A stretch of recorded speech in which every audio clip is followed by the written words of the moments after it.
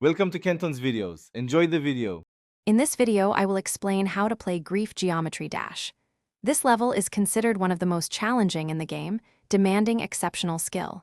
To begin, you must first master the core mechanics of Geometry Dash, including the cube, ship, ball, and wave modes.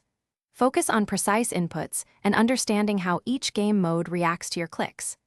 This foundational knowledge is absolutely essential before attempting Grief's unique obstacles. Grief introduces several unique and incredibly difficult elements. You will encounter invisible portals and orbs, forcing you to memorize their exact locations and timings. The wave sections are notoriously tight, often requiring pixel-perfect precision to navigate narrow corridors. Be prepared for intense spam segments and complex click patterns that demand quick reflexes. The level also incorporates a dark, horror-themed aesthetic with glitch effects, adding to its challenging atmosphere.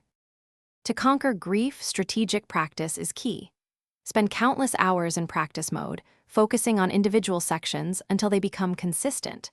Breaking the level into smaller, more manageable segments, perhaps 10 to 20% at a time, can make the learning process less daunting. Recording your gameplay allows you to review mistakes and pinpoint exact timings. Consistent, dedicated practice, even for just 30 minutes daily, will build the necessary muscle memory and mental endurance. Playing Grief is a test of ultimate persistence. Expect to spend thousands or even tens of thousands of attempts before seeing significant progress. Focus on celebrating small victories, like passing a new section or improving your percentage. Watching full completion videos can provide valuable insight into optimal routes and precise timings.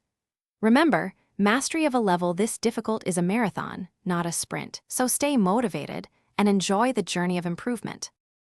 Thanks for watching. Consider subscribing if we helped you.